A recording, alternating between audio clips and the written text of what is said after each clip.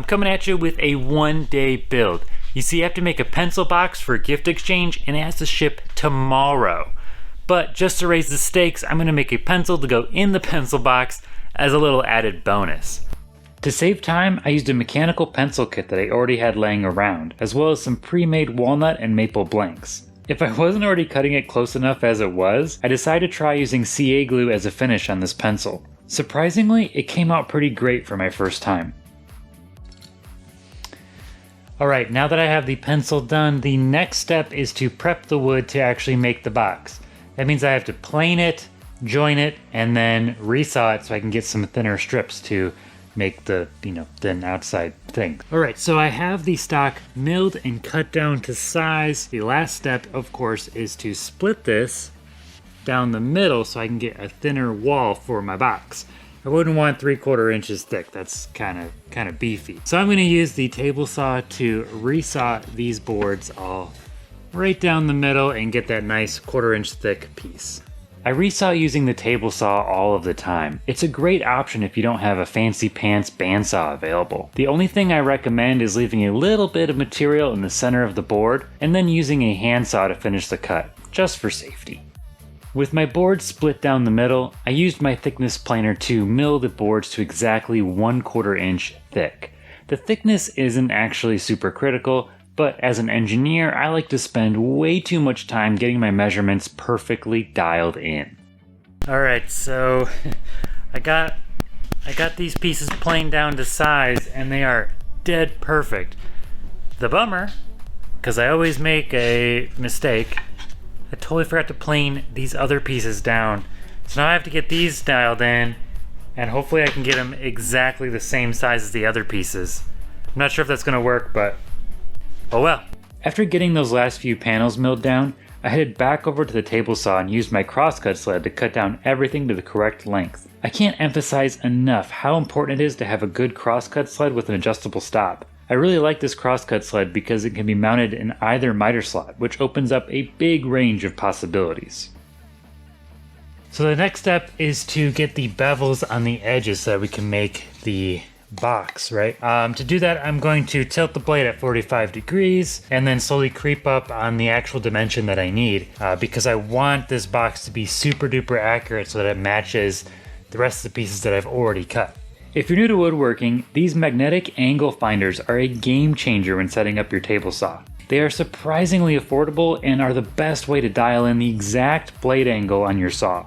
I'll put a link in the description so you can pick up your own. Since I won't be able to reach the inside of the box once it's glued, I sanded down the panels to 220 before moving on. Hindsight being 2020, I should have applied finish at this point. That would have just made future Jake's life a lot easier. Gluing up a miter box like this is a lot easier than it looks. I used the blue tape method where I applied tape to the outside of each of the panels and essentially made a hinge. Then all I had to do was apply some glue to the mitered edges and then roll up the box. Easy peasy. I still recommend checking that the box is square though.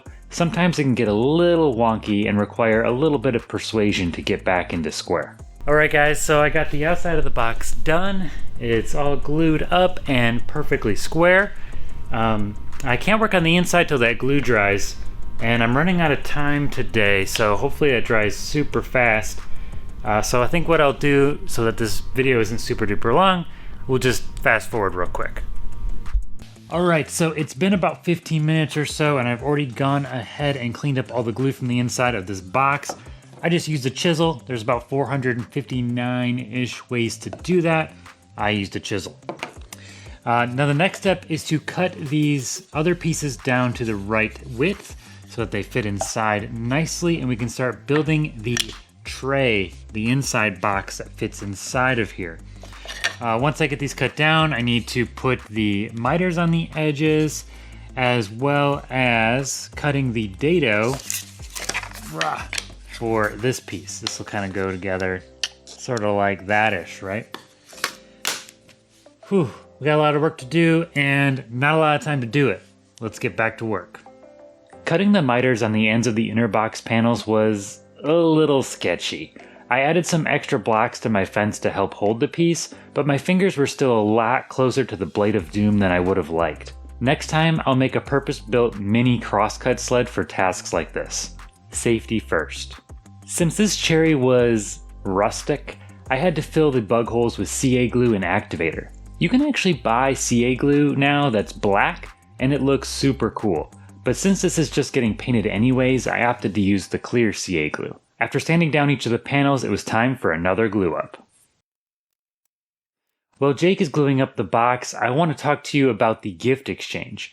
A few of us woodworkers are each building a cool gift box and then shipping them to each other. I just got my box from MarriedManWoodworking and it is totally awesome. As a bonus, he sent me this awesome mallet ornament. Alright, let's get back to the build.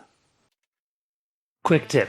While the glue dried on the first box, I noticed that there were some gaps on the outer box corners. I decided to use some Titebond 3 to fill these in and then scrape them with a chisel. Since Titebond 3 dries brown, it blends in perfectly with the Zebrawood and makes me look like a better box builder than I actually am. Once the inner box was dry, I sanded the sides until it slid perfectly into the outer box. Alright, so I've got everything sanded to 220 and the drawer fits perfectly. That means the next step is to do the finish. The Zebrawood portion is going to get a Hardwax oil finish and the drawer is getting shellac and paint. I used shellac because it dries super fast and works as a seal coat for the cherry. This will help me get the crisp, clean edges that I want when I paint the inside of the box. But typically I would use Hardwax oil on any dark wood that wasn't going to get painted. Hardwax oils are great because they really bring out the texture of the wood grain and leave a natural feel to the wood. They are insanely easy to apply. Just slather on some oil, let it soak in, and then buff it off with a cloth. It's really that easy. Hardwax oils are easily my favorite finish of all time. Alright, this thing is finally dry enough for paint, so I'm going to go ahead and get it taped off, and then we can paint, let it sit overnight, and then it should be ready to ship tomorrow. I hope.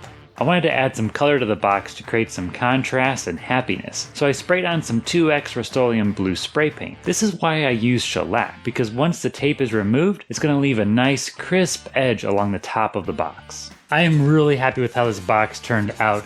The Zebrawood looks amazing. These miters came out just, so good. And then this contrast with the teal and the cherry. Alright, well I better run to the UPS store to get this shipped before the deadline. Catch you later.